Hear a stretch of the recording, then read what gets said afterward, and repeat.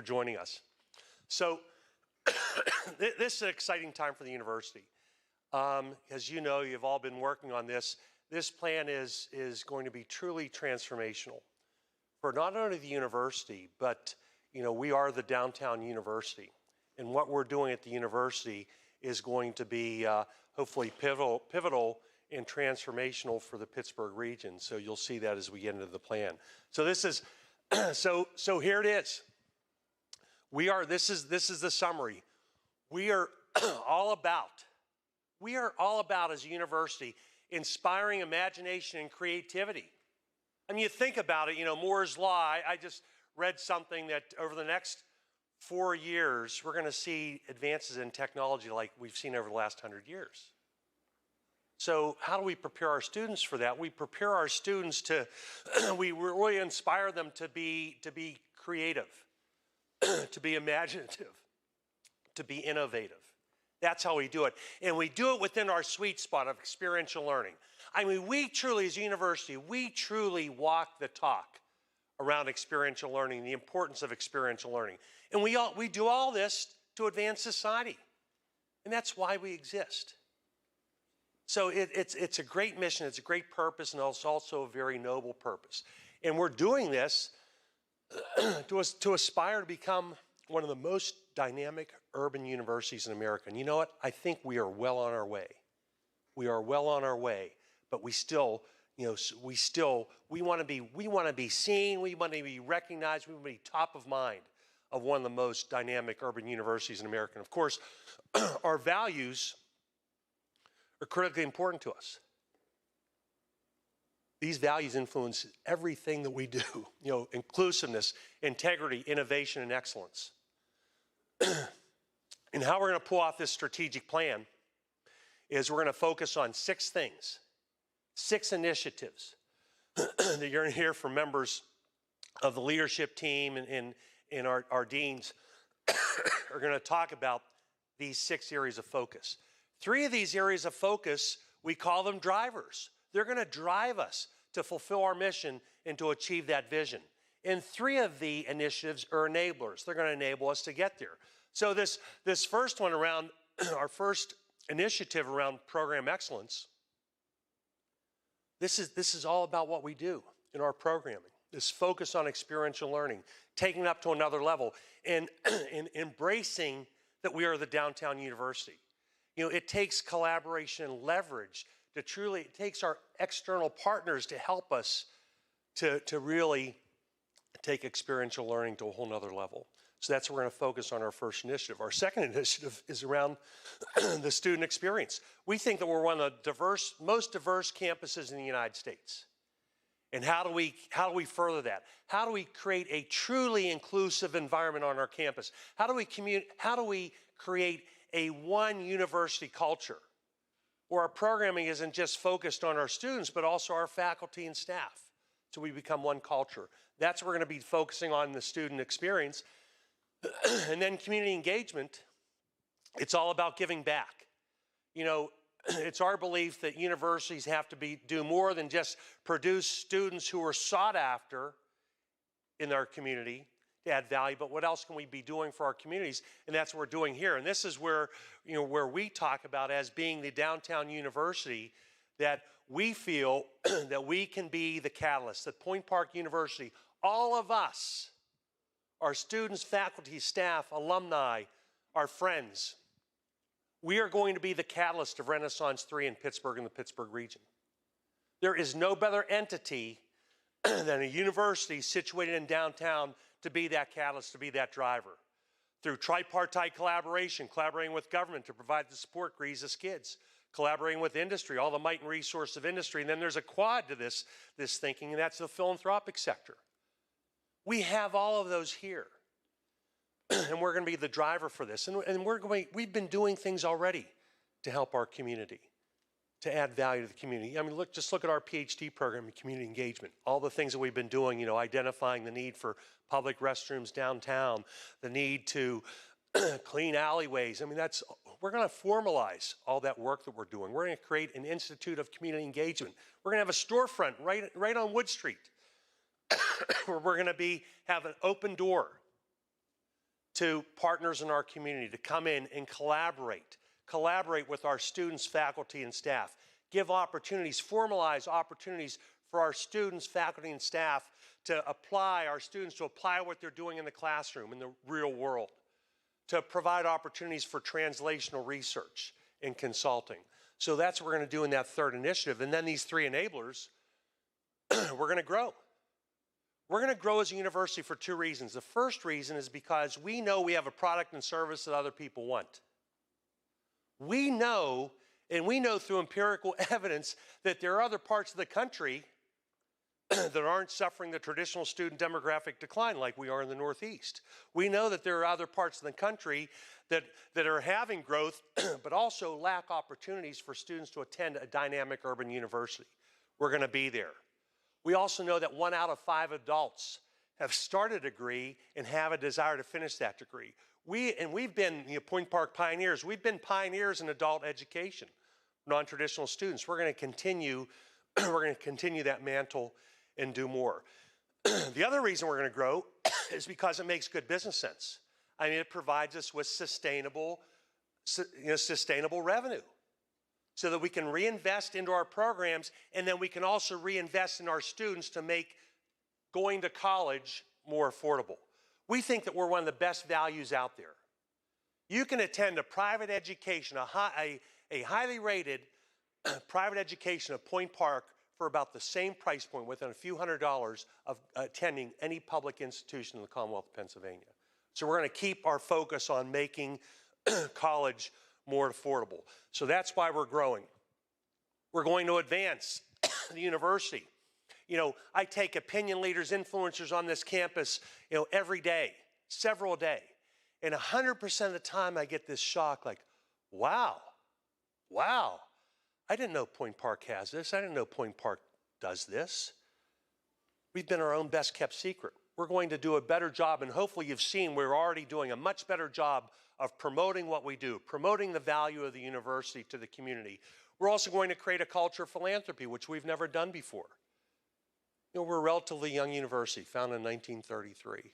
Became a junior college in 1960, a four-year college in 66, a university in 2003.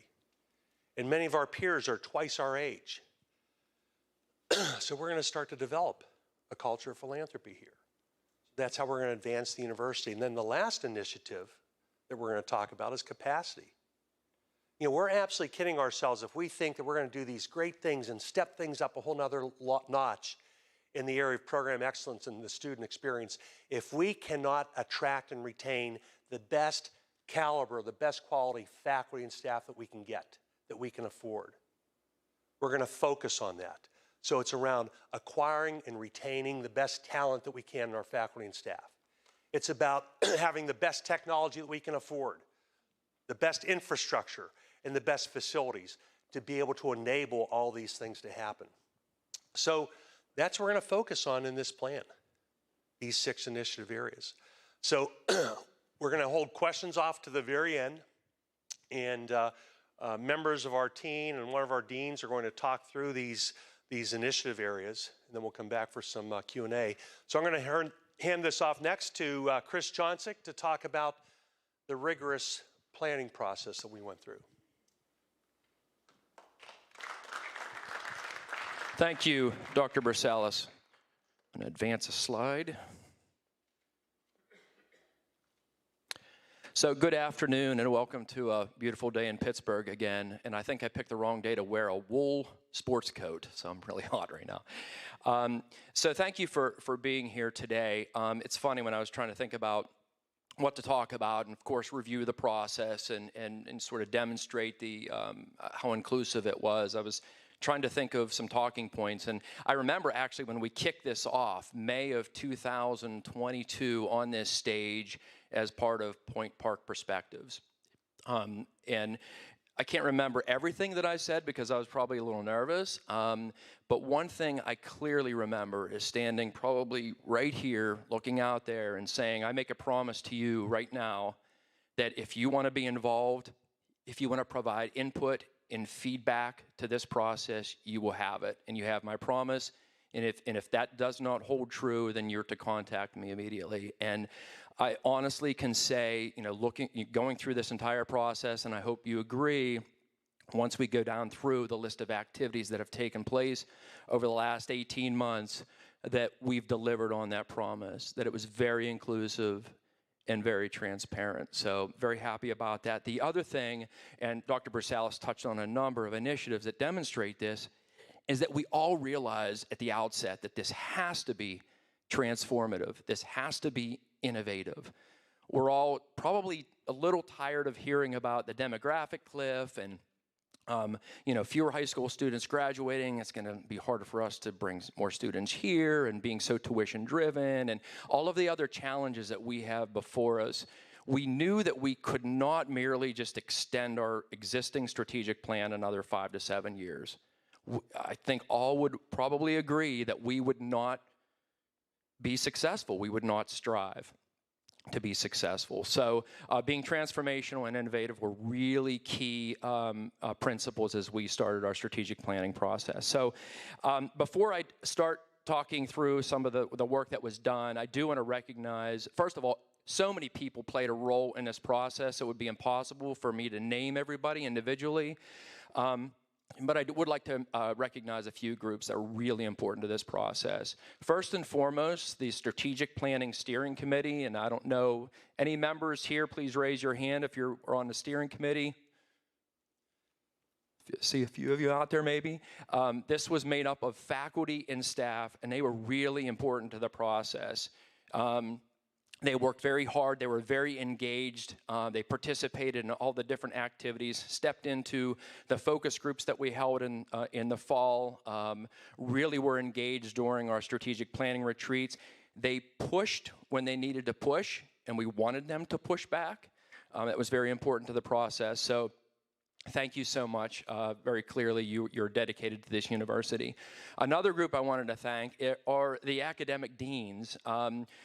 This past summer, the deans would come to every other executive team meeting, and we would devote hours talking about the strategic plan.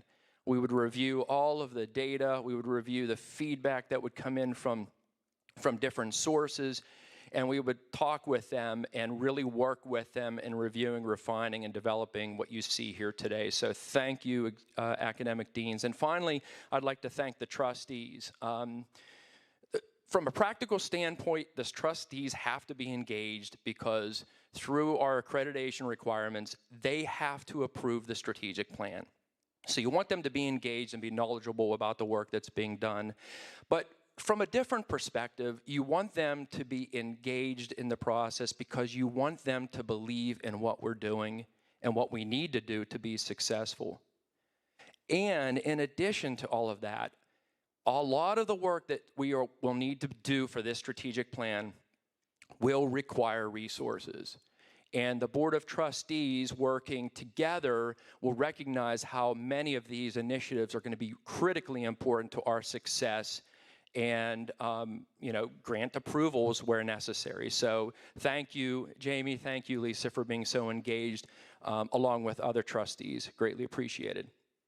Okay, so we did kick this off in the summer or spring of 2022, and we partnered with strategic planning experts, Studer Education. And a lot of what I talk about today is where they helped to facilitate the process. And that was really important to get somebody sort of from outside the university to help with some of the activities so that we weren't biased in any way. So they really helped a lot in gathering the information and setting forth the draft plan that you see before you. Actually, it's the approved plan, but they helped to develop the preliminary first draft of the plan, and then we subsequently reviewed and refined. And a part of that was the environmental scanning. We already talked about it. I won't talk about it too much beyond that, but it's really important that we look outside of Point Park to know what the challenges are, what the opportunities are, and consider those when you do a strategic plan. So a lot of their work was done last summer around the environmental scanning process. In the fall of 2022, we held some discovery sessions. Basically, they're focus groups. And they were held with faculty, staff, students, alumni, board of trustees, and external community members. And if I didn't say students, students also were included. And there were just a few questions there facilitated by Studer. What does Point Park do well? What do they need to do better? What do you think the vision for Point Park should be in the next 10, 15 years? And so they held 43 focus groups in the fall of 2022 with about 145 participants. Studer Education, the consultants there, said that that was the most sessions they've ever held with any other client institution. And that was because on our side, we really pushed.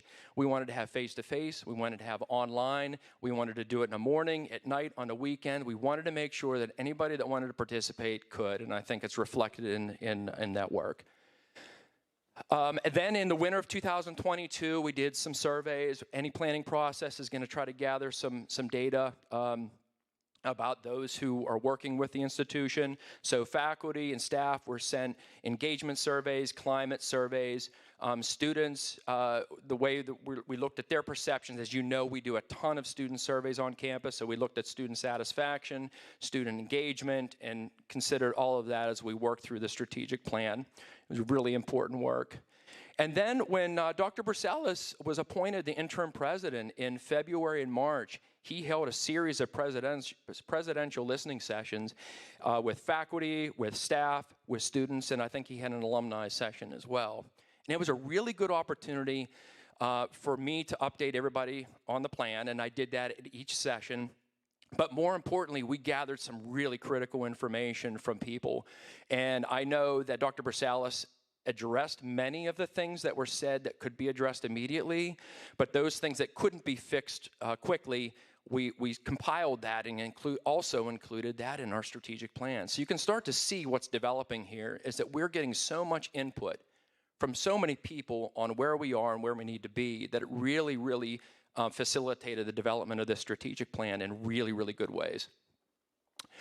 We had 2 planning retreats. They were intense. It was with the steering committee, academic deans, executive team, and members of the board of trustees.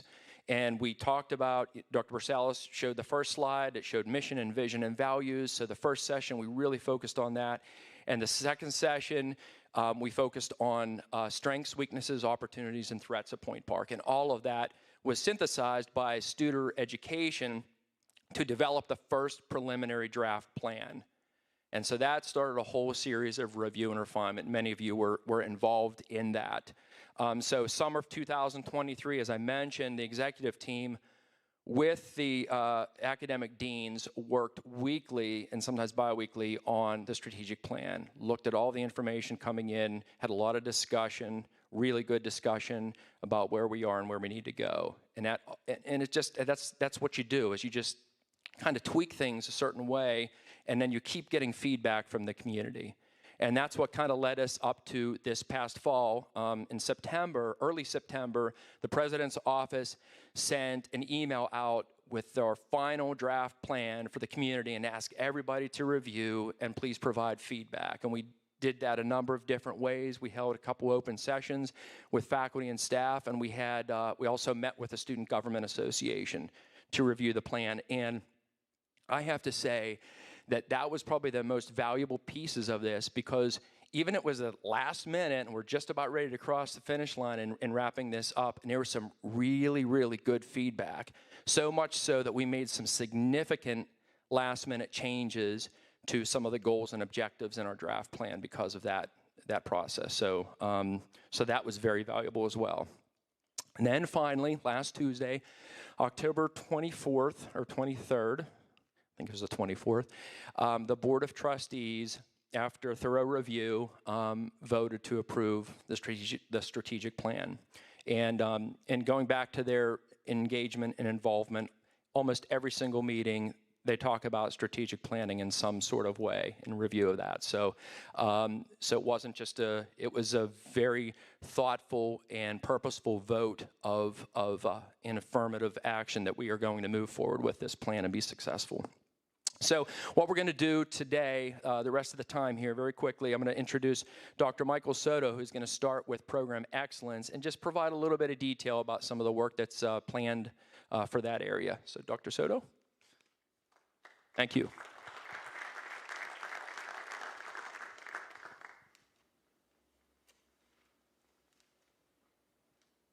Good afternoon, Point Park. Let's see if I can figure out the tech.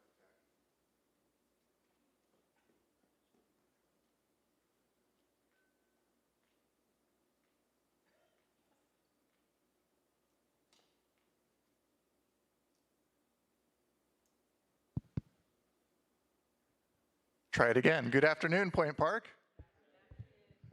Hope you all are doing well. I am delighted to be back in the Pittsburgh Playhouse. I think it's really fitting that we're launching Pioneer Vision 2030 in the Pittsburgh Playhouse, one of the premier performance spaces in Pittsburgh and Pennsylvania, and frankly, one of the most innovative classrooms in the entire United States. I'm reminded of something that Laurence Olivier once said when he said that in a great city, a great theater is the outward sign of an inward and probable culture.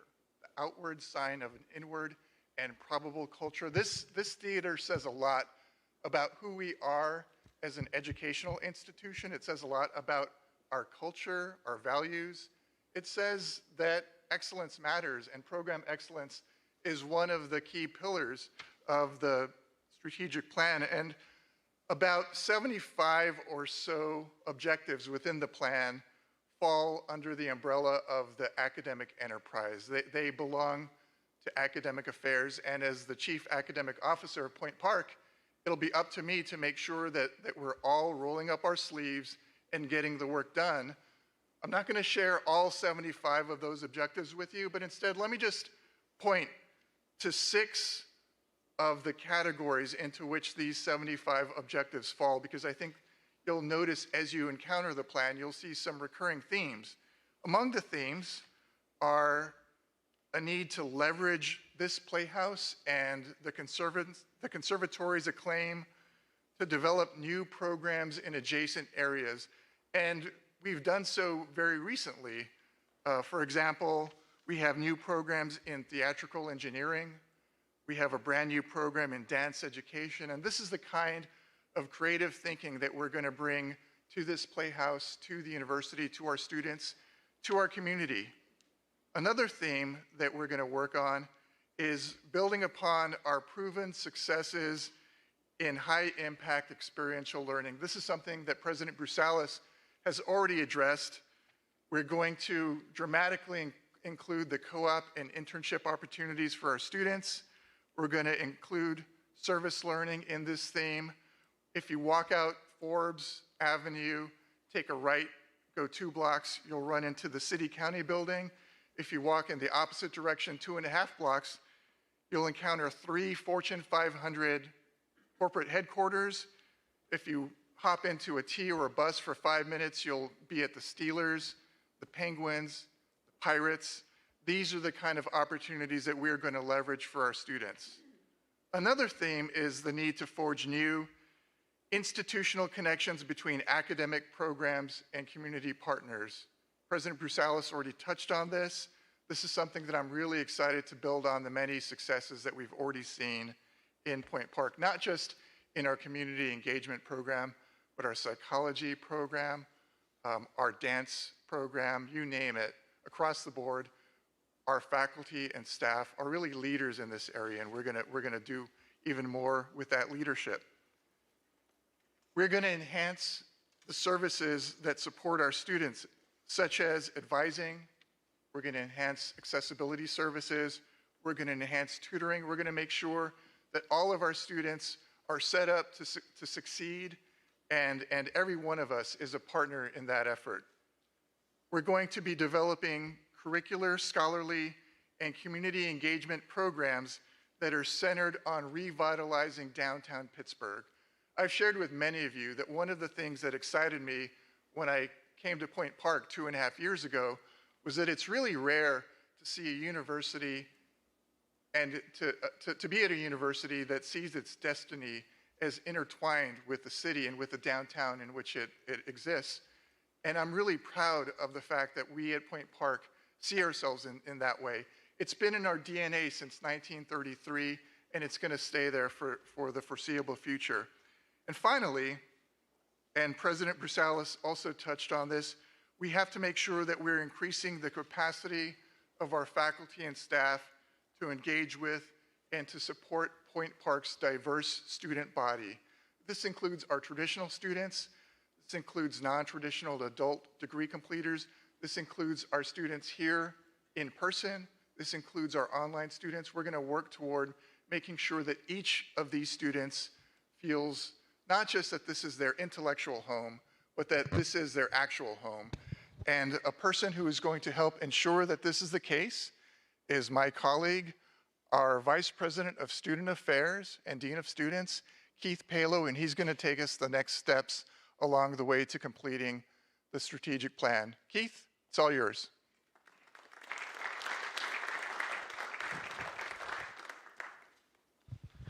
Thank you, Dr. Soto. Appreciate it. How's everybody doing this afternoon? Oh, great. Thanks so much. Again, thank you, Dr. Brussalis, for the opportunity to present today. I have the esteemed honor to represent 2.0 and our #1 priority here at Point Park University, and that's our students.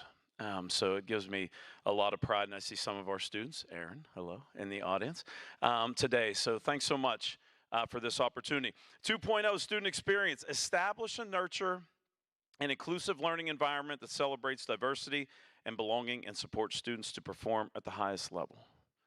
What a great statement. And again, what I'd like to touch on is just a couple of different things in this area that we're working with, have begun the process, and again are already well underway in working on a lot of these initiatives. So first, let me give you an opportunity to introduce one of our new colleagues. Tessa Chafin's in our audience. Tessa, if you'd stand up. Tessa, welcome. Tessa's our Manager of Diversity, Belonging, and Training here at Point Park University, in a position that she's been here just under a month, right, Tess? So just under a month. And the amount of work that Tessa's already has done with meeting with our student organization and our leaders, working with our faculty and staff groups, and again, just to kind of get an assessment of the environment of Point Park University. The goal in this area, of course, in diversity and inclusion is not to be reactive, but to be proactive. And again, Tessa and I talked about this a lot in her interview process and when she first arrived at Point Park, and already the strides that Tessa has made, and even talking about a discussion item such as training, that students say, we want training. And Tessa's natural question was, on what do you want training? And again, it's focusing on just that kind of question. What do the students really want in these areas? What is going to make them better citizens of Point Park University? What is going to have them have the foundation for the most success that they could possibly have? So Tessa, welcome. Look forward to the work that you're going to do not only with students, but students, faculty, and staff in many of these important areas. So concentration on the total student experience. I got to talk about Mark Palumbo, our student government president, and our Student Government Association president. Mark has done great work already. For example, this evening, he will have all the presidents of the various student organizations together to talk about the various initiatives that they are working on. Something he'd said to me at the beginning of the year was, Dean Palo, I'm not going to do 1,000 different things. I'm going to concentrate on really 3 or 4 really important aspects that we believe as student government, our leadership team, and our Senate that the students are expressing to us. So Mark already has 2 in his group, of course, his leadership team and his Senate has 2 surveys that are out there right now. One that they're closing up on, which is on the Wi-Fi on campus, and the other one is food service. 2 topics that will continue to be, hot topics here on campus in a sense, or any university if you look out there. So he, again, is testing the environment, asking the questions, meeting with leaders of student organizations, and reporting back to us as the executive team and as the university. You'll see results from those surveys to give us the ability to react and, again, create that experience. It's great to gather information. You have to take the next steps in order to then solve any of those concerns, questions, or comments that students might have. Again, exactly what 2.0 is asking us to do. So proud of the work that he is doing. and continue to take a look at and be on the lookout for the results of those 2 surveys. And again, what the follow-through of what those results were asking us. I want to talk about veterans. Something that a lot of times we don't concentrate on. They're not in the forefront in the sense once they come to Point Park University. Got to give Deb Bateman a lot of credit for all the work, great work that she's done over the years in helping them to transition. And we want to engage our veterans even more in the future. They're a bigger population than you'd probably think. And at the same time, if I would question and say and ask you all, where do you think the Veterans Lounge is? I would ask that question, and it's right next to my office on the 7th floor of the Student Center. But it's underutilized. In engaging that group of such an important group of individuals, not only who are here, but those who will follow, and of course those who graduate, and giving them the best type of experience. One of our PhD students, Ariana Wagner, I'm working with her. We've got her for this year, and she'll graduate in May, a veteran herself who really has a passion for this. This is just another example of a group that, from the smallest things, or maybe to the largest things, to concentrate on every aspect of the student experience. Shameless plug, on Wednesday next week, you're going to get some more information on November the 8th. We are going to bring back our Veterans Day celebration. For those of you who have been here for a while, we used to have a Veterans Day celebration every single year. The goal is, again, to have it in Village Park like we always did. Let's hope that this week's the bad week for weather, and next week will be the better one. And to celebrate our veterans, to have them pinned in front of the campus, inviting each and every one of you to show our pride in those who have sacrificed so much and represented our country. And we're going to have Jake Wheatley be our guest speaker, again in the mayor's office, former Board of Trustee member and Marine, who I know will have a really impactful speech for us to talk about his service. And again, just really the importance of veterans on our campus. So look for that as just another example. And just lastly, just want to touch on some things that we were well underway in doing. Expand recreational activities for students. We're rejuvenating and adding more intramural sports and kind of giving that new life. It helps, and again, we did brief surveys and talking to our students at orientation, and that's something that they wanted to concentrate on. So you're going to see a lot more intramural sports being offered. Our UPass program. We started the UPass program this fall. I have been asking anecdotally, and there's been articles in the Globe, the student newspaper, and just in talking with students, and I have not heard any complaints to this point. Just the opposite. Again, our goal was to expand and open up the entire city and the surrounding area, obviously in Allegheny County, and I think we've accomplished that. And we're seeing very good results and, of course, usage from our students in the UPass program. Homecoming Family Weekend, working with Ted Black's area. Combined those 2 this year, great success. We learned a lot, and looking forward to future years of Homecoming and Family Weekend. Engaging our commuter students. We have such a large portion of our students here at Point Park are commuters. We've always had commuter resources, and we've always worked to try to engage our commuters. It's time to be even more deliberate, in a sense, of making sure that our commuter students feel just as important and just at home here at Point Park in the future. We're going to be adding sports.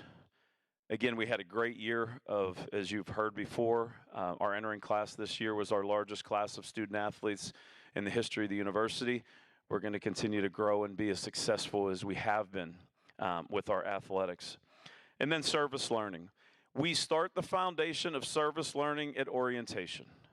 And I just wanted to tell a quick story because I have the honor of delivering the kind of the output that comes from service learning at orientation. And we adopt an elementary school in Mount Washington and a mission in Uptown, right near the arena. And again, our students who are freshmen, they pack they do birthday bags for the elementary school and hygiene kits for the mission. And when you deliver those and think about it this way, that birthday bag may be the only present that a student at that elementary school gets at their entire birthday. And our students understand that, and we make sure that they realize what they're doing and the impact that they're having. We want to continue that throughout not only just orientation, and we just had a discussion with Dr. Brown before this, throughout their 4 years. That's going to set up some huge experience for our students over their 4 years, and we're going to really have an emphasis on our service learning. So once again, exciting times, a lot of energy. Can't wait to continue to carry out this strategic plan with each and every one of you, and especially for our students and them being just as involved as everyone else here at the university. So it gives me great pleasure to introduce to you Dr. Josie Brown, who's going to talk to you about community engagement. Dr. Brown?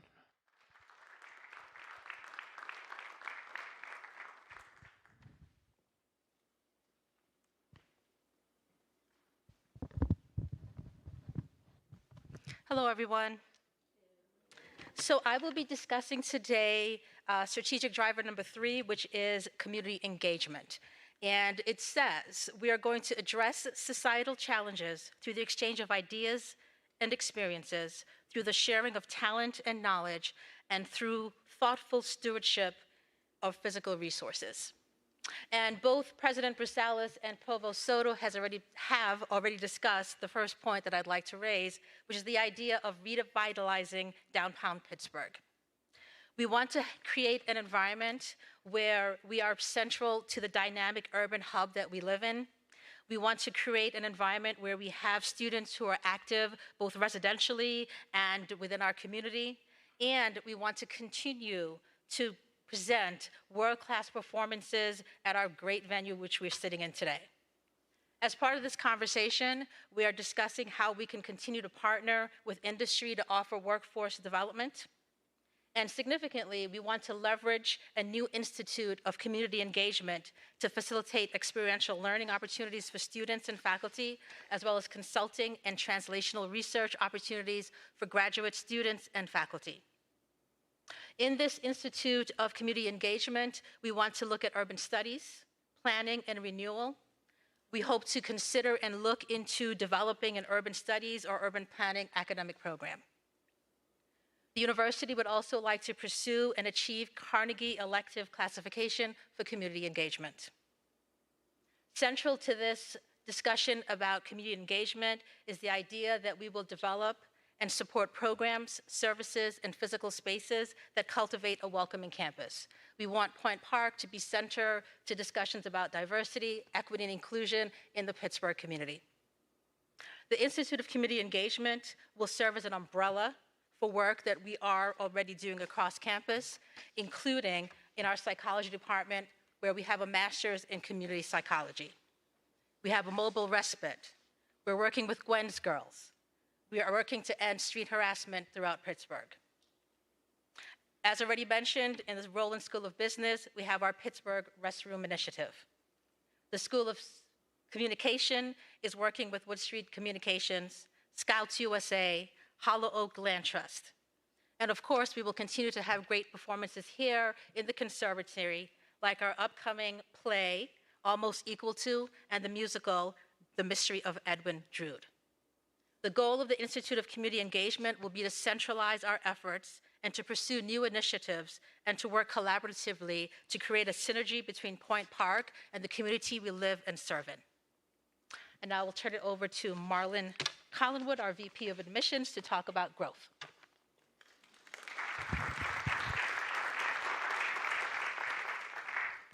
Thank you. I got this one. Thank you. Thank you. There we go. Thank you. Thank you, Josie. So I just want to quickly talk about growth, and I'm going to read for you one of the things that I've been through a lot of strategic planning in my career, right? Both on the private side, private sector, when I had my own company with various clients, and then at my previous institution and now here. And one of the things that I think is really fantastic and important that's included in our strategic plan that often is not included in strategic plans, and that is an actual goal. We have actual goals that we are going to measure our success against, and I think that's really important. So when it comes to growth, which says cultivate and accelerate growth in areas of success by leveraging strengths and developing people, infrastructure, and facilities, here's where we have it. Create and implement a comprehensive strategic enrollment management plan for both traditional, non-traditional, on-ground, online, and hybrid student populations to increase overall university enrollment by 30% by the year 2030. How the hell are we going to do that? We're going to do it through much of what you just heard. And the other great part about this plan is that those drivers all literally, while there are enablers underneath, those drivers allow us to do what we need to do to enable us to have the ability to grow and transform. We are looking and already begun a comprehensive review of all the ways we communicate inwardly and outwardly for the university. We're looking at what markets are we getting students from? What new markets should we be going into?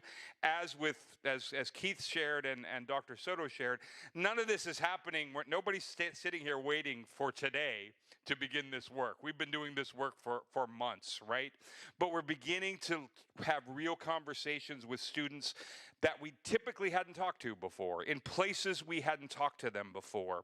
Going to high schools, having relationships with superintendents, with principals, with guidance counselors, bringing those students here, bringing faculty here. Friday, we had 40 faculty members from the Westinghouse Charter School for Performing Arts in Wilmerding. They came, they had an in-service day here. They met our faculty, they met our deans, they met some of their students, and they're now back. Trust me, I already had an email from their principal. They're back today talking to their students about Point Park University. On December 1st, all of their senior class, 79 of them, will get on a bus and come here and spend the day for their own open house. Those are the kinds of things that we have to do every day to begin talking and getting students to understand what I believe is one of the best kept secrets in higher ed in the Northeast, and that is Point Park University.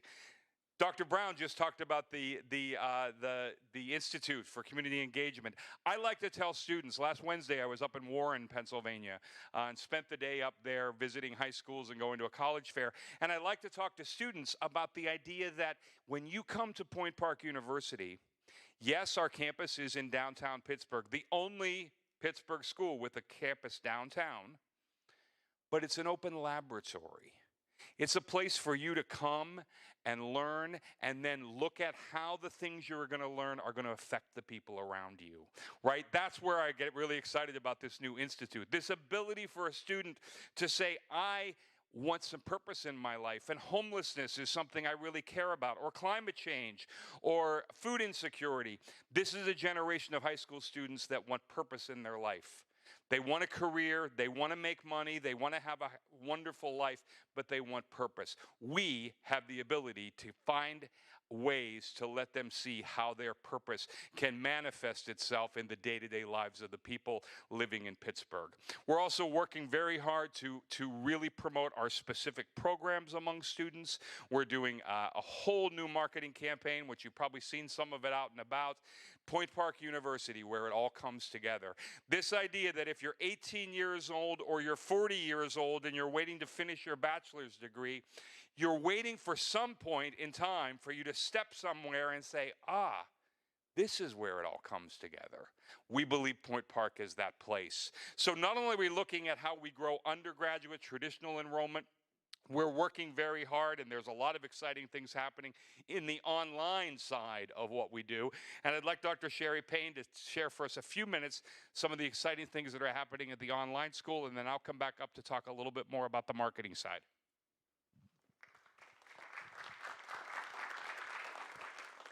Good afternoon.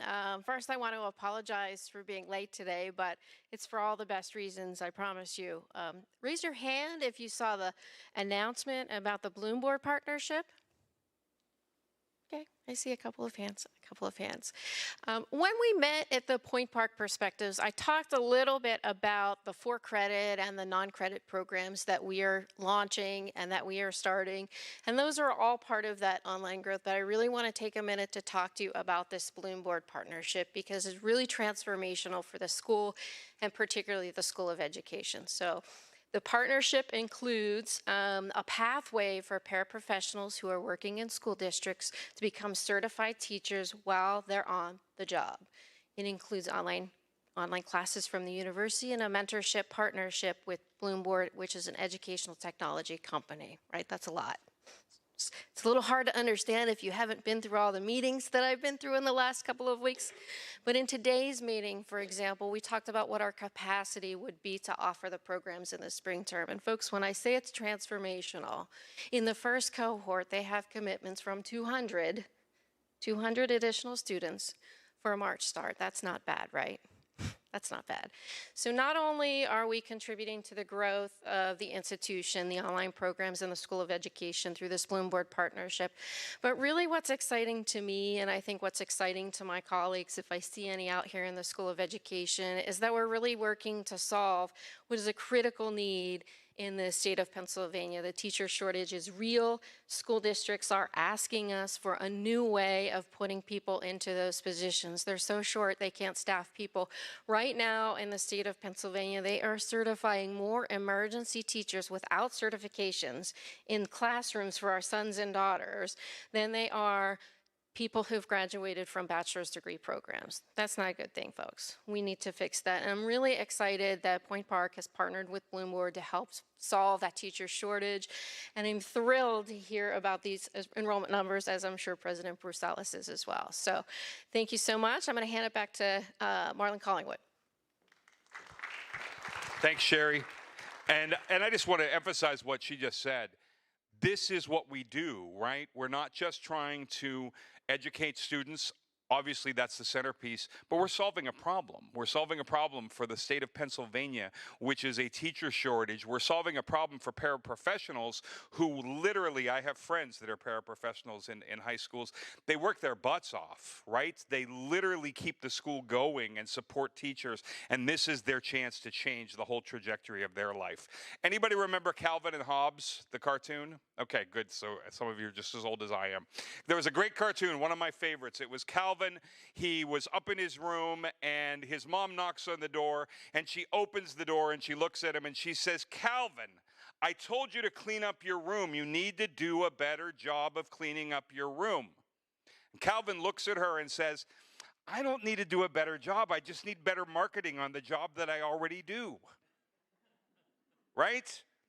That's what we need here, and that's what we're doing here. We're beginning to tell the story of what Point Park is doing, what's happening, the growth that we're experiencing, the way that we are the centerpiece of the renaissance of downtown Pittsburgh. We're doing that through marketing. You have and you will see continued advertising in new places. We're leveraging our marketing dollars across the whole university as opposed to just siloing them in various places. We're doing amazing things on the earned media front. Lou and his group working so hard to get us in the newspapers, on television, and on the radio, nationally and locally and regionally. And you're going to see a lot more of that, because all of that means that people need to know who we are, where we are, what we do, and more importantly, how they can join us, whether that's as a student, a faculty member, a staff member, a donor, or whatever it might be.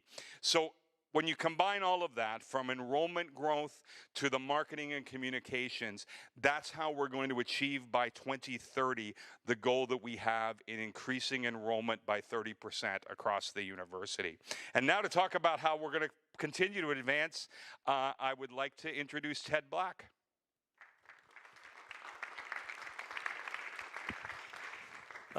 Thank you, Marlon. God, I hate following Marlon. Jesus. So good. And I'm a podium guy, so, oh well, I'll stand behind the podium. So item number 5, advancement. Promote the university and create a culture of philanthropy that facilitates and advances institutional stability. So I think you're starting to see a common thread here that's weaving, and to build out the capacity to raise the money, a big chunk of that is developing our why. What is, why? Why is Point Park relevant? Why should I consider Point Park? Why should I care about Point Park? Why should I give to Point Park? And there are 3 primary reasons for that. 1, Point Park is my university. I graduated here. I went here for a while. Maybe I performed at the Playhouse.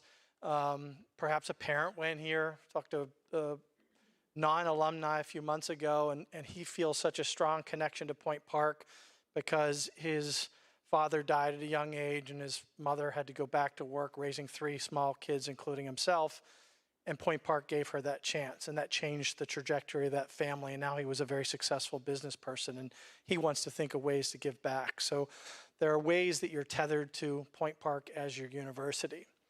The other why, and I think it's been touched upon, is help bring back downtown. You know, in the post-pandemic world, all downtowns are trying to figure out what are we? How are we coming back? What do we look like? The office workers aren't going to come back in the same number to downtown. I think the 5-day work week is for the foreseeable future gone. So what happens to some of these buildings? What happens to some of these entities? How is downtown of any town in America going to look, and what is Pittsburgh going to look like? And then the last reason is keep the arts alive, save the arts. I think that those are three things that we have an amazing story to tell. Obviously, the Point Park story, you've heard quite a bit about that. We are the only downtown university. So when we think about what Pittsburgh is going to become and how we come back as a city, we think that Point Park is going to be the catalyst for what Dr. Brussalis calls Renaissance 3. That is because the downtown needs Point Park just as much as we need the downtown. And we'll attend meetings, I'm a rebounding Pittsburgher, so I'm kind of reintroducing myself to folks that I've known my entire career and introducing myself to folks that I haven't. And a lot of people are, very concerned about how does downtown come back, and how do we bring more people back downtown? We just need more human activity. Well, Point Park can deliver that. We execute, and we are going to execute on this strategic plan. The net result is we're going to bring more human beings downtown, students, faculty, staff. We are going to grow the university, and we might be one of the few entities that can actually pull that off for the downtown. And then you think of, what does that mean? What does that mean for the downtown? Well, if you look across the Golden Triangle, we have the Allegheny River on one side, we have the Mon on the other, and it's, depending on our definition, probably bordered, give or take, by Grant Street.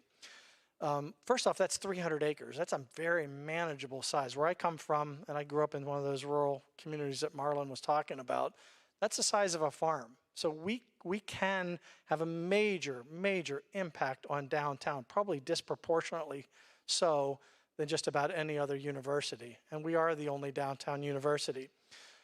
And as downtown starts to come back, and it's been coming back, a lot of the activity has been on the Allegheny side. We have the cultural district, we have the sports stadiums, the North Shore, the Strip District kind of feeding down into it. And but for the investments that Point Park has made historically on the Mon side, that's where the opportunity is. So the story that we're telling, the why that we're getting people inspired of why help Point Park, because we're going to help downtown, is invest in the Mon side, help us grow, help us create a cultural corridor on Wood Street to connect Point Park and the fabulous things that we do with the cultural district, and then ultimately with the North Shore. So that's very exciting, and people are starving. We have an amazing leadership team, decades and decades of experience, both within higher ed and outside of higher ed, and I think it's a very healthy mix that we have of those two perspectives. We bring to the table those decades of leadership, and folks are starving for a vision, and they're starving for people that they have the faith in that can pull it off. And Point Park is going to pull it off. And then the last one, as I mentioned earlier, is there's a concern about the arts, keeping the arts alive. Post-pandemic, the arts were shut down in many places for well over a year. And as the arts come back and people are looking for more things to do in the downtowns, and as downtown evolves into cultural centers, we can be at the top of that funnel. And we sit in this amazing facility, and we have other amazing facilities. And how do we grow? And so what we want to do is to be part of the downtown comeback story, be part of the amazing story that's ongoing with Point Park, be part of the Save the Arts story, and we're going to raise the money to do that by being the catalyst, by being the good investment that people are looking to make, whether you're investing public dollars, charitable dollars, or actually private investment. We want to be that great value proposition.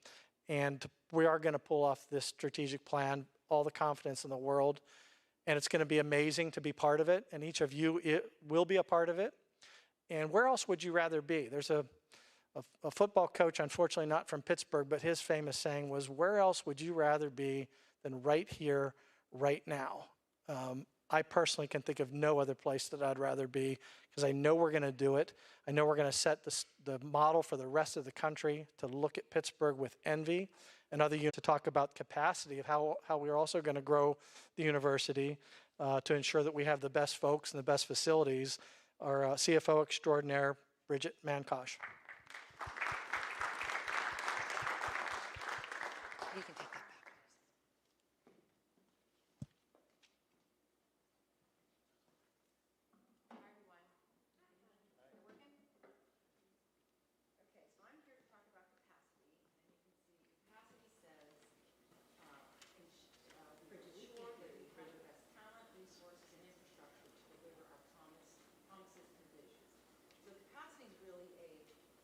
back. Hello. Okay. Capacity is one of those initiatives. It's a supporting initiative to a lot of these other plans in the strategic plan. But although it's supporting, that doesn't mean it's less important. I think it's one of the most important areas of the plan, because we need all this to make all this stuff work. So really, this is all about making sure that we have the best people, the resources, and the facilities in place to support this plan and to do all these things that we want to do. In the first area, there's goals and themes. We're calling them goals or themes. The first area is around people. So around people, what we want to do is we want to develop, support, and empower our employees to perform at their highest levels. And some of the things we want to do when we start this plan is we want to hear from our employees. We want to get feedback from the employees about what's working and what's not working to be an effective Point Park employee. We know we need to provide needed training and development opportunities for employees to be as successful as they can be. And we want to make sure that we have a recognition system in place. We think that's also very important. And finally, one of the big things, we want to make sure that we're compensating people appropriately. And that's not only good for retention of employees, but it's the right thing to do. Another area, another theme or goal is around assessing and improving policies and procedures that impact our students' success and employee effectiveness. And some of the things that we need to do around there, we want to make sure that we have processes and procedures in place so that we know that we're resolving student issues that are negatively impacting their student experience here. We want to have clear, updated, relevant policies in place to help with our overall employee success and to help reduce conflicts. Make sure people understand what's expected. And then one thing that we've already started, we need to do a better job with internal communication. Another goal or theme is around technology. We need to make sure, as a start, we need to measure and address the effectiveness of the technology that's currently in place. We need to make sure we're adhering to industry standards and its competitiveness. Some of the things we need to do is we need to make sure that faculty and staff and students have appropriate technology to do their jobs, and for students to have they have the appropriate technologies to be successful in their coursework. We need to stay competitive with our technology. Technology is always changing and can become dated very quickly. So we need to keep up to date with our technology, or we're going to just fall behind. The other thing we need to do with technology, we need to make sure that we have appropriate technology in place to make sure we protect our records that are private and to ensure that our systems are not compromised. And a couple things around facilities. Facilities we have a couple things that we're focusing on with facilities. One is to improve and maintain our current facilities. So one of the things we need to do there is we need to update our master space plan. So with this new strategic plan, we need to make sure that the people and their programs are all in the right places so they're operating as effectively as they can in the space that we have. The other thing we need to do is we need to update and modernize our space. We need to make it, a lot of our space is very nice and modern, but there are spaces that are just dated. And we need to make our space appealing for our students to help with recruiting, It helps faculty and staff. It makes a better work environment when we're sitting in a more modernized, fresh-looking space. You know, it's things like restrooms and flooring and furniture, things like that, even little things like that. We need to assess and improve our classrooms and labs to make sure that they're up to date with our industry and accreditation standards and that they're all ADA compliant. And we also need to assess and improve our sports facilities where necessary. So the other area around facilities that we need to take a look at, we want to develop some new facilities and some new concepts for our existing facilities to support the needs of Point Park and the needs of downtown, which we've been talking about. So one of the things we want to do there is we want to create a welcome center, and that's in what we call the Green Building, the 101 Wood Street building. And that would be, if you know, we'd like to, we're looking at that to renovate it, to make it, to modernize it, to make it a great first impression for the university, for its students, parents, and guests. We want to create a one-stop shop. Now, this is something I'm sure lots of people have heard because we've been talking about this for years. We never pull it off. But we want to combine these areas like the registrar, student accounts, financial aid, student success, and that just helps the students go to one place so they can efficiently just get a lot of their needs addressed. And then this is a big project that we want to do. We want to build a community events center. And this is really creating an event space that engages the downtown community with the campus community and also creates some improved athletic space for the campus.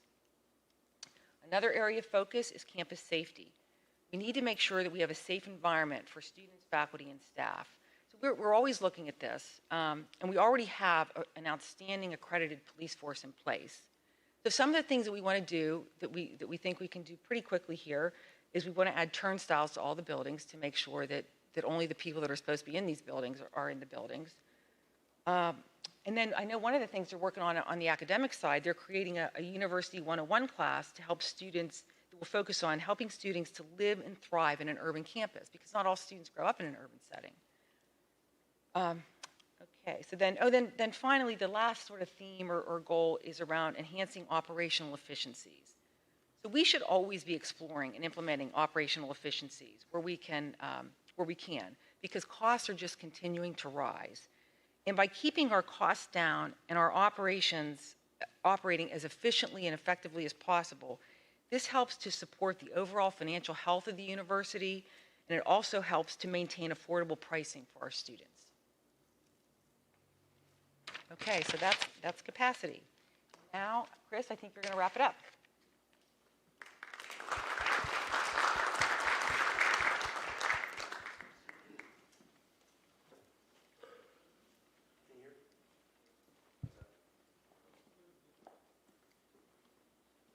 How was that?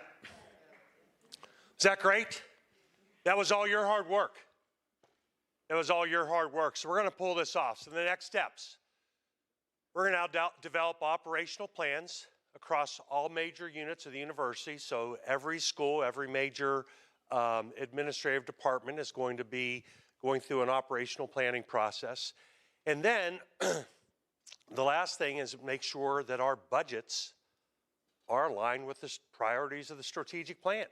I mean, a budget is ideally the financial articulation of what's important, the financial articulation of the priorities of the strategic plan. So that's what we're going to do next. Questions from all of you. What do you think? This is your work. Give yourselves another hand. Awesome work. Questions on your plan?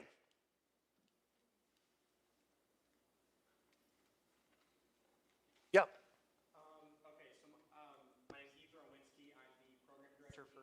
Oh. Hi. My name is Ethan Owinski. I'm the program director for WPBJ and UView Television, along with the producer for one of the UView shows. One of my questions is that there's been recent reports, I was reading a WESA article about it, about how the Hill Group is looking to combine many of the major services for like IT and other such groups with Point Park, Carlo, and a lot of other private universities around Pittsburgh. I think it's important to note that Paul Hennigan is the current head of that school, and you currently own 35% of that group. So my question was, is there any conflict of interest that students should be worried about, that perhaps you are just looking to do this to increase your own profit? Yeah, that's a fair question. So I retired as the president and CEO, and then of the Hill Group, my management consulting firm, a little over 2 years ago. Paul Hennigan retired as president of the university, I think, well over 2 years, probably 2.5 years ago. So I'm not going to speak for Dr. Hennigan, but a lot of university presidents, when they retire, they do go into consulting in higher ed, because they're of value with their experience. I mean, Dr. Hennigan was the president of Point Park for 16 years, and prior to that, he was the CFO of this institution. So an incredible wealth of knowledge. So the Hill Group has been around for 70 years. It's one of the premier management consulting firms, not only in this region, but also in the Commonwealth and around the country.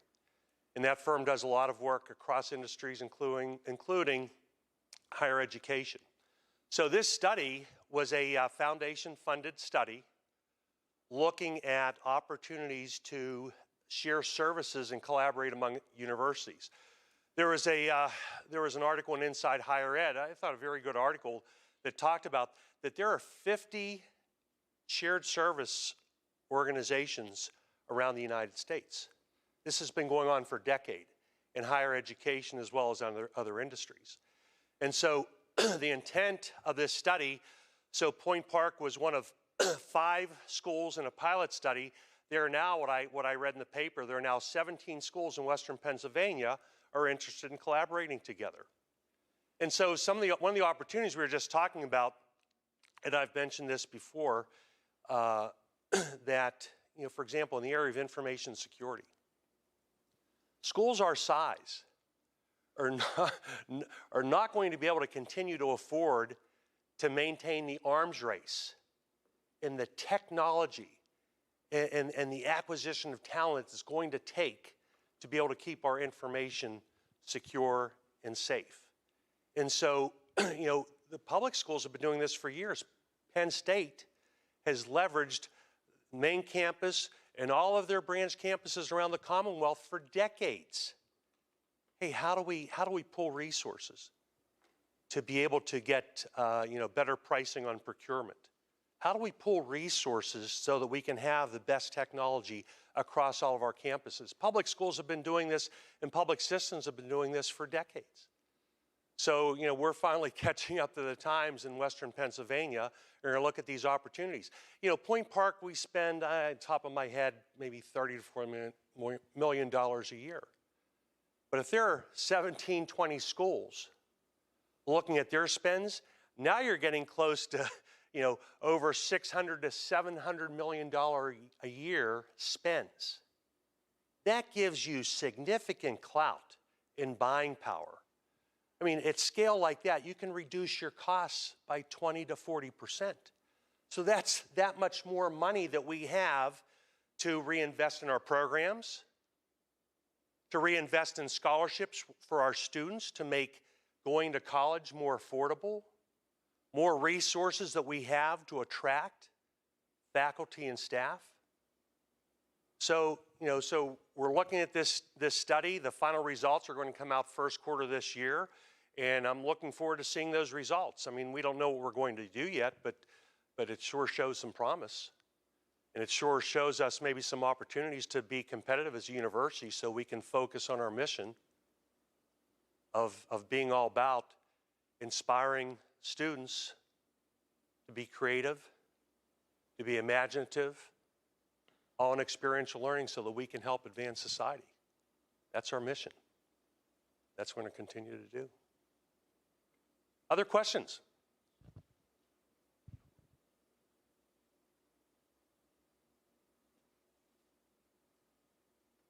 Hello. Hi there. My name is Colleen Wander, and I have a question about, obviously, about this plan.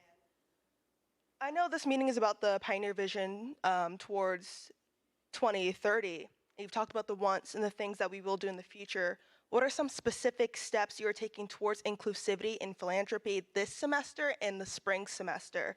For a good example, the UPass system you guys touched on was a great example of what is happening now. Yep.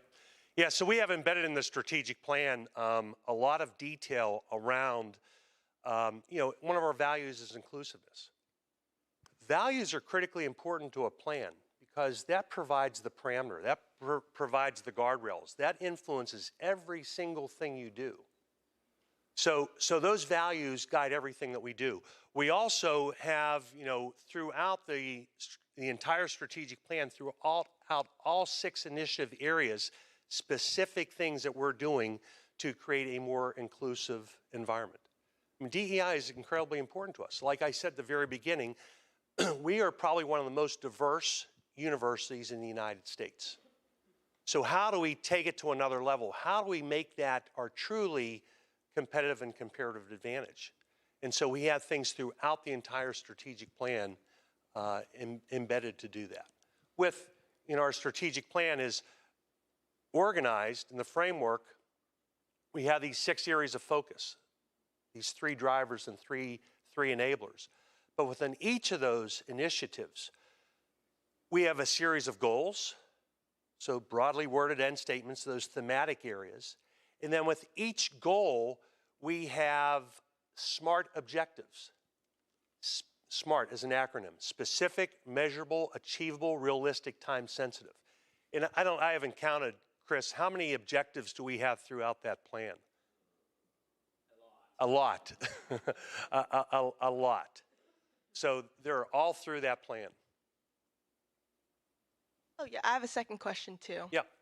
Besides inclusivity and philanthropy, specifically with Point Park's marketing, students are having a lot of ethical concerns of how the university is being marketed. Can you describe in general Point Park's ideology on the ethical growth of the university? So, I mean, maybe, Marlon, maybe you're better equipped to handle this, but I mean, what do you mean about the ethics? I mean, what we're trying to do here is pretty simple, right? We are trying to showcase the great things that we're doing here as a university. I don't know that we've always done a great job of telling the story and telling the story around our value. That's what we're trying to do here. We're trying to showcase the things that we're doing and the things that we're doing in the community. And that's what we're trying to do through our marketing efforts, so that they resonate with prospective students and their families, and also resonate with members of the community. You heard Mr. Black talk about how we're going to advance the university and how we're going to excite our partners in the community to come and collaborate with us and join us and help fund these great things that we're doing. It's difficult to do that. It's difficult to attract people to come. Hey, come partner with us. Come collaborate with us. Come invest in us if you don't tell the story. And we've been our own best kept secret. We have not done a very good job of telling the story. So now I think we're doing a better job of telling the story. I don't know. Anything else? I think you might want to mention the task force, the DEI task force, that part of that came out of this that's happening right now. Yeah. And in fact, there are aspects of diversity, equity, and inclusion throughout the entire strategic plan. That came firsthand from our DEI task force. I mean, this plan is not the president's plan. I'm not smart enough. It's not the senior team's plan, the dean's plan. This was the university's plan.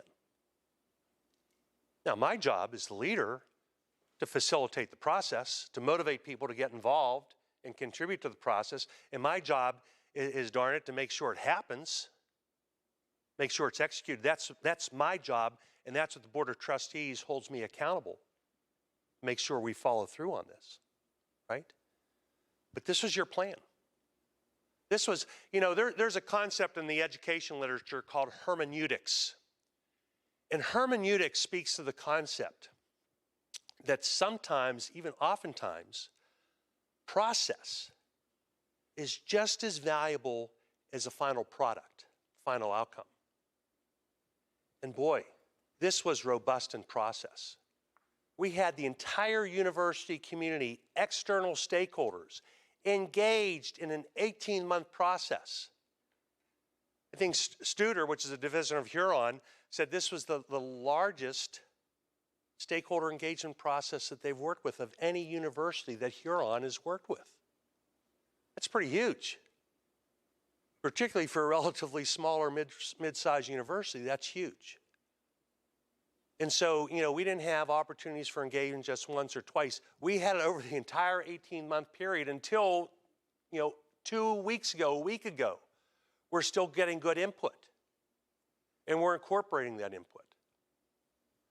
And the other thing is, strategic plans aren't static documents. They're not, okay, we're done, let's set this thing in stone and put it on a shelf. These are dynamic documents. These plans, strategic planning is a discipline. It's a discipline, it's a process. It's now a tool that enables us to manage the enterprise, to manage the university. Every week at our senior team meetings, what's the framework? It's the strategic plan. Every board committee of the Board of Trustees, you know what every board meeting starts off with for at least the first half hour? The strategic plan, and particularly the strategic plan that board committee has oversight. We organize our board in 4 standing committees of the board: Executive Committee, Finance, Audit, Governance Committee, and then 6 strategic committees of the board. So we have 6 committees of the board that are aligned with the 6 pillars of our strategic plan. And every board committee meeting, every single board committee meeting, those board committees start with looking at the strategic plan that board committee has oversight over. Okay, where are we in the plan? And our plan is all very, very, very, very thorough. We use software to help us, very technical, and these things color-coded like a traffic light. Where are the greens? Let's look at the yellows and the reds. What do we need to look at? What do you need advice on? What do we need to scrutinize? And it's a dynamic process in that every year now we'll go through a whole cycle like we went through, not with the robust rigor, but we will constantly go through, test the market, what's going on in the world around us. What do we have to adjust? Because we'd be fools to say, okay, we're going to go this direction through 2030 and the world changes dramatically and we don't do anything about it to adjust. That would be foolish. But we have disciplines in place and process in place to enable us to assess. This is about formative and summative evaluation. We have the ability to assess as we're going on. Looking at enrollment, for example, that's important to us. We're looking at the numbers coming in right now. We have an open house coming up, our second open house, and those numbers are like 4 times what we experienced last year. Okay? So the early indicators are very good. We're bird dogging. We're looking at all those early indicators so we can make adjustments if we're not seeing results. So we are so serious about this. But this is a great plan because it came from the experts, all of you. Other questions? Yeah. Microphone coming. Oh my God. Yep. I know we talked a lot about getting students here, but how do we keep them here? Because I think Point Park does a good job at marketing, and you did talk. Well, other folks talked about better marketing, but how do we keep students here, and what does that look like? I'm sure everybody over there mentioned mentioned it within the strategic plan, but I just want to Yeah, this is very, to me, this is critically important. To me, this is an ethical thing, and it's a moral thing. We spend all these resources to attract students. And we had this value proposition that we sold to students and their families. They're making big investments. That, hey, Point Park is this is a good fit for you. We have an obligation to do every single thing in our power to make sure that those students persist. We have to do everything in our power. And so we're working on this constantly. As soon as I started day one, we're looking, we have a task force, we have a committee that We have a couple committees actually that I chair. And it's kind of odd for a president to chair operating committees, but they're so important to me. You know, we're looking at what we do in this whole area of student support. That's how we came up with this one-stop concept. We're going to do things differently in how we support our students. How do we take those supports to our students? I bet you our students, you know, when they're working on that, you know, Dr. Pascal just left, you know, that math homework, that, you know, that paper that they're writing, you know, I'm sure they don't think, you know, I need to schedule an appointment at 9 tomorrow morning. You know, that doesn't happen in the real world.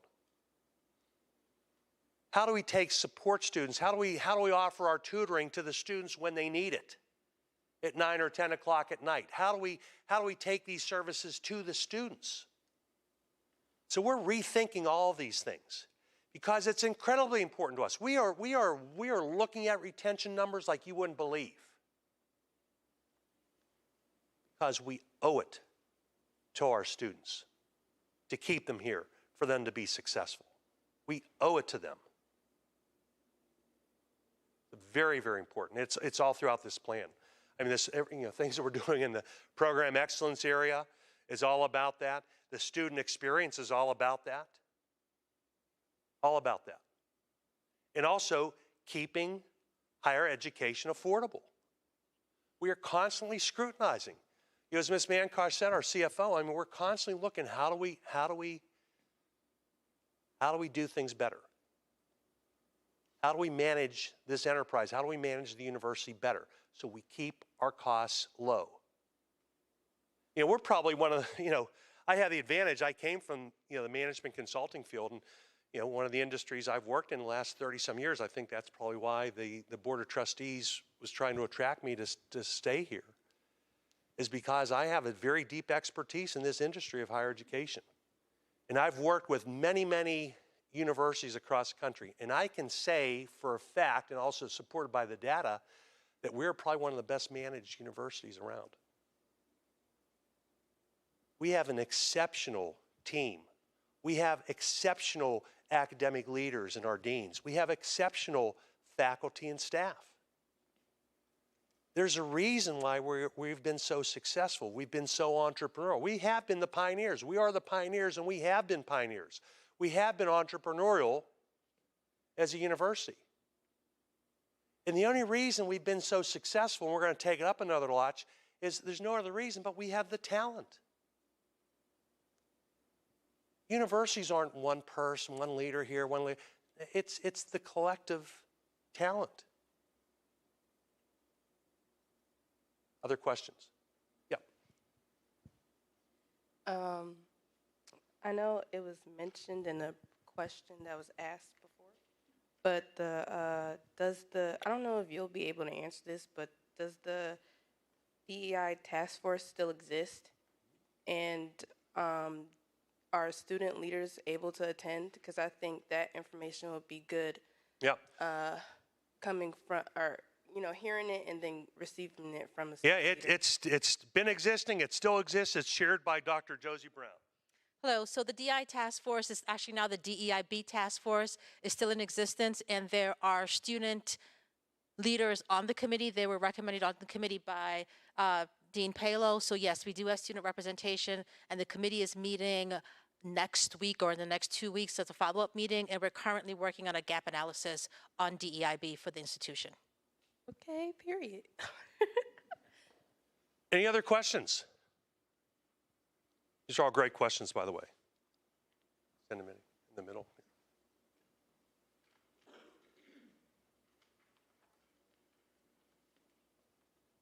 Hi, yes, so I'm Sondami, and I am wondering if there are any current plans or objectives within Pioneer Vision 2030 regarding cost of living of downtown Pittsburgh. Because right now, as someone who is a commuter and interacts with mostly commuters rather than on-campus students, cost of living is rising and luxury apartments are becoming the staple rather than affordable housing. Now that we're working with the Pittsburgh government and with PDP and all of these Pittsburgh organizations, are there any possibilities or any goals that we can take that keep cost of living affordable for students?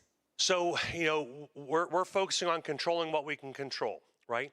And one of the things that we can control is housing, right? And so what we're doing as part of our plan, I mean, we're looking for, you see the numbers. We want to increase, our enrollment. We want to increase the size of our university by 30%. We're going to do that. So we would like to have more housing on campus. And so we're, almost every day we're looking at these possibilities. Today we're looking at some things tomorrow. Almost every day we're looking at what are some opportunities that we have to have more housing, affordable housing, where we can control the quality, right? So that's one thing we're doing. Also, in food service, we have the Student Government Association has been involved. We're trying to, what can we do to make improvements? And we think we've made some phenomenal improvements in our food service on campus. What can we do to make that more attractive, more cost effective?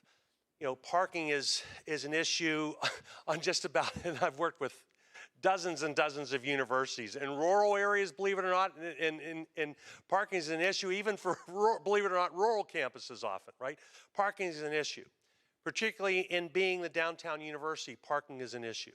So we're always looking at that. I'm leveraging my network. Several people on our teams are leveraging our networks, hey, trying to work out deals and things like that. And as the downtown transforms, and we're going to be a leader, we're going to be a catalyst in that process. Hopefully that will create opportunities for us, right? As downtowns and use of properties transform, we're going to be an attractive option, I think. And so that may create some opportunities for our students, but we're always looking for opportunities. We have to be competitive. So, and it's the, it's the total package, what you're paying for tuition, for room and board and those things. And so we have to try to do everything we can to make it attractive. But there are certain things that are in our control that we're trying to be aggressive about. And then things that are not in our control, how do we cajole and how do we, but that's, it's top of mind to us. So we probably have time for one more question because I know see people already leaving. So it's 4:30. Okay, one more question. Yeah. I'm Caleb McCartney, and as someone that plans on graduating and being a future alumni, great. Will future and current graduates be informed about this plan and/or invited to alumni events and keeping that updates? Yeah. So students and alumni were really involved and engaged as part of this planning process, and we continue to do more and more to communicate and keep them engaged. I mean, one of the things that I learned during the listening sessions that I conducted was, and this is true in a lot of organizations, we need to do a better job of communicating internally. Well, one of the first things I did in March, I set up a communications task force. And the communications task force, which is a cross-functional team across the university, came up with a series of recommendations. They were great. We just hired away from the 8th floor Jamie Dorfler, who was the co-chair of that task force, to head up internal communications for us. So we're going to communicate. This is one of the things we're going to constantly communicate, as well as to our alumni. And we're starting new traditions, like we just had Homecoming and Parents Weekend. We're going to do more and more things to encourage our alumni to be engaged. In some schools, we have this established, but we're establishing advisory councils across all of our schools. We want our alumni to be engaged with our schools, to give us advice in curriculum, to make sure the curriculum is as relevant as it can be, to evaluate the outcomes of our curriculum and the outcomes, the outputs, the students graduating, and then also to provide relationships. Provide relationships so our students have opportunities to do job shadows, internships, co-ops. That requires, again, this plan is so heavy on collaboration. It requires collaboration and leverage to pull all this off. And our alumni are critical to this. Because our alumni, I mean, they're part of us. We're part of them. We always will be. So there's an incentive that they should hopefully want to be involved. We're going to do more to make it worthy of their time to be involved. Because we need them as well as all of our students and all of our faculty and staff to pull this off, which we will. Well, thank you very much. Really excited about this. Pioneer 2030, here we go. Go Pioneers!